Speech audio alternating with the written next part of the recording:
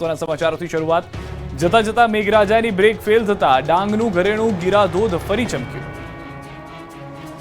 ડાંગ જિલ્લામાં જતા જતા વરસાદે ધીબાવાળી કરતા ડાંગનું ઘરેણું ફરી એકવાર ચમક્યું છે। ડાંગ જિલ્લામાં વરસાદની વિદાય વેળાએ કુદરતી સૌંદર્યએ ચાર ચાંદ લગાવી દીધા।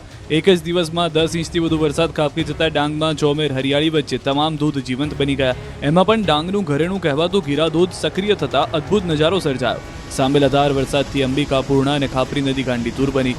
ઉપરવાસમાંથી પાણીની બમ્પર આવક થતા ગીરાધોધ સોળે કળાએ ખીલી ઉઠ્યો। ગીરાધોધનો નજારો મંત્રમુગ્ધ કરી દેનારો છે। ડાંગના ઘરેણા સમાન ગીરાધોધનો નયનરમ્ય નજારો જોવા લોકો ઉમટી પડ્યા। ગીરાધોધનો નજારો નિહાળી પ્રવાસીઓ આફરીન થઈ ગયા। ધરતી માતાએ લીલી ચાદર ઓઢી લેતા અહીંનો નજારો સ્વર્ગ જેવો જોવા મળી રહ્યો છે। બીજી તરફ અહીંના ઝરણા પણ ખીલી ઉઠતા વાતાવરણ ખુશનુમા બન્યું। સોહામણું સૌંદર્ય અને ધરતી પર સ્વર્ગનો અહેસાસ કરાવ્યો।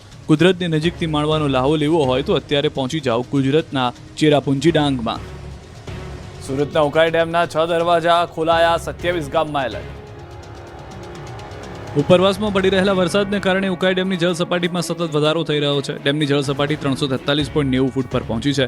પરિણામે ઉકાઈ ડેમના 6 દરવાજા 4 ફૂટ ખોલવામાં આવ્યા અને 67,000 ક્યુસેક પાણી તાપી નદીમાં છોડવામાં આવ્યું। તાપી નદી પર આવેલો કાકરાપાર ડેમ પણ ઓવરફ્લો થયો। કાકરાપાર ડેમ 5.70 ફૂટ ઉપરથી ઓવરફ્લો થયો, જેના કારણે 27 ગામોને એલર્ટ કરાયા છે। હાલ ઉકાઈ ડેમ 94% ભરાયો। આ તરફ અમરેલી જિલ્લામાં પણ વરસાદી માહોલ છે। બગસરાના ગ્રામ્ય વિસ્તારોમાં સાંજના સમયે વરસાદી માહોલ છવાતા ખેલૈયાઓમાં ચિંતા પ્રસરી। સુડાવડ, લુંધિયા, કાગદડી, મુંજિયાસર, રફાળા સહિતના ગામોમાં વરસાદ વરસ્યો છે। ચોથા નોરતે સાંજના સમયે વરસાદ ખાબકતા ખેલૈયાઓ અને ખેડૂતોમાં ચિંતા। વેરાવળ પંથકમાં સતત ચોથા દિવસે વરસાદ વરસ્યો હતો। ભારે ગરમી અને ઉકળાટ બાદ વરસાદે રમઝટ બોલાવી હતી। પંડવા, નાવદરા, કોડીદરા, ઇન્દ્રોઈ સહિતના ગામોમાં વરસાદ પડતા વાતાવરણમાં ઠંડક પ્રસરી હતી, તો ખેડૂતો પણ ખુશ થયા હતા। આ તરફ ગીર સોમનાથના સુત્રાપાડા પંથકમાં પણ વરસાદે રમઝટ બોલાવી। સુત્રાપાડા, ખાંભા, ટોબરા, આલીદર, હરમડિયામાં વરસાદ પડતા રોડ પર પાણી વહેતા થયા હતા। ગામોમાં વરસાદી માહોલથી વાતાવરણમાં ઠંડક પ્રસરી હતી। અમરેલીના રાજુલા પંથકમાં પણ વરસાદ ખાબક્યો હતો। આગરિયા, હિંડોરણા સહિતના ગામોમાં વરસાદ પડતા રોડ ભીના થયા, તો વરસાદથી ખેલૈયાઓની ચિંતા પણ વધી ગઈ।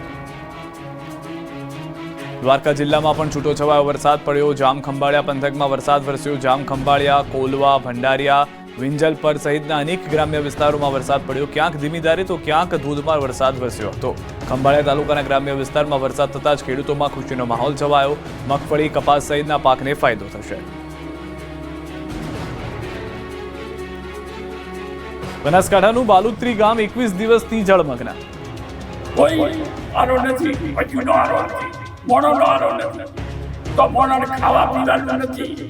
અમુક જગ્યાએ તો સાહેબ મને તો ટોરાને ખૂના કે સાહેબ મરી બધું જો પાણી પડ્યું પાછી લાવી મોણો કરે। 20 દિવસ થયા છતાં હજી પાણીનો કોઈ નિકાલ આવ્યો નથી। અમારે 18 તારીખે પણ અમે આવેદન પત્ર આપ્યું હતું। સીએમ સાહેબ પણ આવ્યા હતા ને 48 કલાકનો અમને ટાઈમ આવ્યો હતો, પણ હજી કોઈ નિકાલ થયો નથી। અમારી શાળા બંધ છે, અમારા દવાખાના બંધ છે, હેડવાનો કોઈ માર્ગ નથી, રસ્તાઓ ફાટી નીકળ્યો છે, એટલે અમે ખૂબ તકલીફમાં હવે ભૂખ હડતાલ ઉપર બેસવા આવ્યા। કાકાના શબ્દો સાંભળી આંખમાં જરૂર પાણી આવી જશે, કેમ કે કાકાનું ગામ જ પાણીમાં છે। વાત છે બનાસકાંઠાના બાલુત્રી ગામની। અહીં અતિભારે વરસાદ પડ્યાના 21 દિવસ થઈ ગયા છતાં ગામમાંથી પાણી ઓસર્યા નથી। 25 દિવસ પહેલા પડેલા અતિભારે વરસાદે સમગ્ર બનાસકાંઠા જિલ્લામાં તારાજી સર્જી। ખાસ કરીને વાવ, થરાદ અને સુઈગામ પંથકમાં વાહન વ્યવહાર સાથે સાથે જનજીવન પણ ખોરવાયું। ત્યારે આ વરસાદ રોકાને 21 દિવસ બાદ પણ વાવ તાલુકાના બાલુત્રી ગામની કપરી પરિસ્થિતિ જોવા મળી। વરસાદ રોકાયાના આટલા બધા દિવસો બાદ પણ આખું બાલુત્રી ગામ વરસાદી પાણીમાં જળમગ્ન છે। ગામમાં જ્યાં જ્યાં નજર કરો ત્યાં પાણી જ પાણી નજરે પડી રહ્યું છે। ગામમાં પૂરની સ્થિતિ જોવા મળી રહી છે। આખું ગામ પાણીમાં ડૂબેલું છે, જેના કારણે શાળાઓ, મકાનો, ખેતરો અને પશુઓના આશ્રય સ્થાનો પણ અસરગ્રસ્ત બન્યા છે। ગામમાં શાળાઓ બંધ પડી છે, જેના કારણે બાળકોનું શિક્ષણ અવરોધાઈ ગયું છે। સાથે જ દવાખાના પણ બંધ છે અને રોગચાળો ફાટી નીકળ્યો છે। આ કઠોર પરિસ્થિતિ વિરુદ્ધ ગામના આશરે 200 ગ્રામસ્થો આજે થરાદ પ્રાંત કચેરી પહોંચ્યા અને અધિકારીઓને આવેદનપત્ર આપી તાત્કાલિક પાણી નિકાલવાની માંગ કરી। આ પહેલા પણ આ લોકોએ એક આવેદન આપ્યું હતું, છતાં પણ કોઈ કાર્યવાહી ન થતા તેઓએ હાલ ભૂખ હડતાલની ચીમકી પણ ઉચ્ચારી છે। આ તરફ સાતલપુરના મઢુતરા ગામમાં હજી નથી ઓસર્યા વરસાદી પાણી। પાટણના સાતલપુર તાલુકાના મઢોતરા ગામમાં પૂરના 15 દિવસ બાદ પણ પરિસ્થિતિ સામાન્ય થઈ નથી. તળાવ પ્લોટ વિસ્તારના 40થી વધુ મકાનોના આજે પણ 3 થી 4 ફૂટ જેટલા વરસાદી પાણી ભરેલા છે. સતત પાણી ભરેલા હોવાને કારણે ઘરોની સામગ્રીને ભારે નુકસાન પહોંચ્યું અને અનેક પરિવારોને પોતાનું ઘર છોડીને સગા સંબંધીઓના અથવા ઊંચાઈવાળા વિસ્તારમાં આશરો લેવો પડે છે. પાણીના નિકાલ માટે કોઈ અસરકારક પગલાં ન લેવાતા ગ્રામજનો હાલાકી ભોગવી રહ્યા છે. લોકોમાં તંત્ર સામે ભારોભાર રોષ છે. આણંદ પંથકમાં ખેતરોમાં પાણી નહીં ઓસરતા ખેડૂતોની દિવાળી બગડશે. ગામના કોઈ સાબરમતીના પાણીથી અમારે જે નુકસાન થયા છે, ડાંગર, કપાસ, જુવાર, એ બધું બહુ નુકસાન, રીંગણી, બધી વાડીઓનું નુકસાન થયું છે. અને પાણી હજી અમારા ડાંગરોમાં ઓછરાય નથી અને એના કારણે અમારે ડાંગર છે, શાકભાજીમાં રીંગણી છે, ગુલાબ છે, ઘણા બધા પાકનું નુકસાન થયું છે. જે નુકસાન બદલે હજી કોઈ સરકારમાંથી કોઈ સર્વે કે કોઈ આવ્યું નથી. હજી સર્વે કે કાંઈ કોઈ વસ્તુ થઈ નથી. આમાં અમારે દિવાળી બગડી છે. હવે ગત 7 અને 8 સપ્ટેમ્બરે ઉપરવાસમાં ભારે વરસાદને કારણે સાબરમતી નદીમાં પાણી છોડવામાં આવ્યું, જેના કારણે આણંદ જિલ્લાના તારાપુર તાલુકાના 2 ગામ નભોઈ અને રીંજામાં સાબરમતી નદીના પાણી ફરી વળ્યા. સાબરમતી નદીના પાણી આ બંને ગામમાં ખેતી પાકને બરબાદ કરી દીધો, પણ વરસાદ રોકાયાના 20 દિવસ ઉપર થઈ ગયા છતાં આ પંથકના ખેતરો જળથી તરબોળ છે. ખેતરોમાંથી પાણી નહીં ઓસરતા ખેડૂતોમાં પાક બરબાદ થઈ ગયો છે.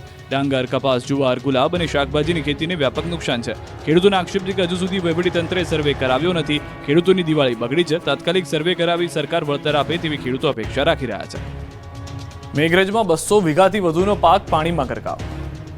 જો સોયાબીનનો પાક હતો તે બિલકુલ કળવાઈ ગયેલો છે. તથા પીળીઓ નામનો રોગ આવ્યો, તેના કારણે બિલકુલ સિંગો બેઠેલ નથી અને કોઈ ઉત્પાદન થાય એવું નથી. પણ માણસને સોયાબીનનું કોણ પણ પાકે એવું નથી. સરકારશ્રી નમ્ર વિનંતી કે અમને કોઈ પણ વીમો પકવી અને અમને રાહત ખંડે કોઈ પણ પૈસા ચૂકવે.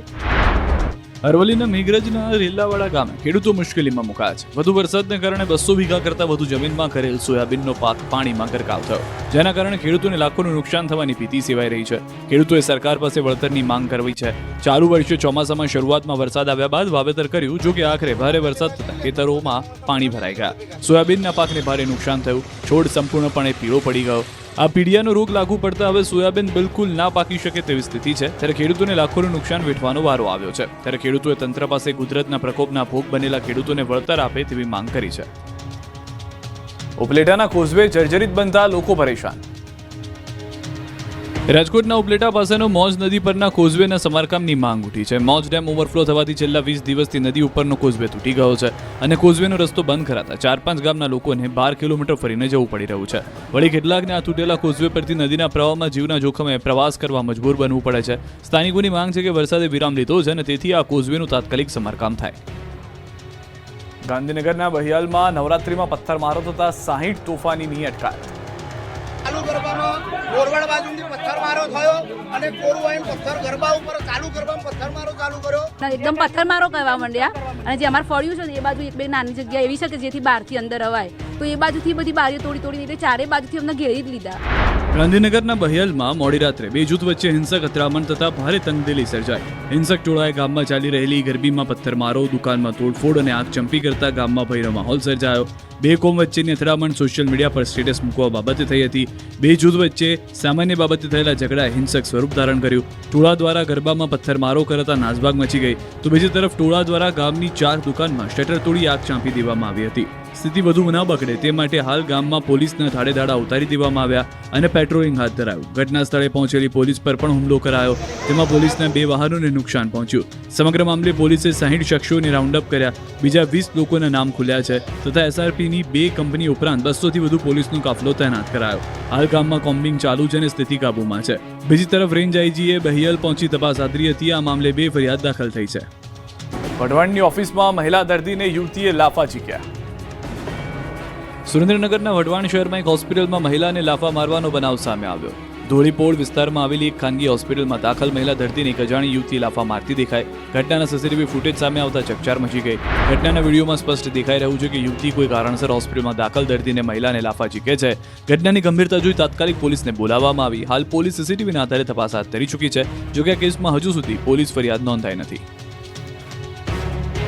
માંગરોળમાં સામાન્ય અકસ્માત થતા 2 પાડોશીઓ વચ્ચે ધીંગાણું થયું.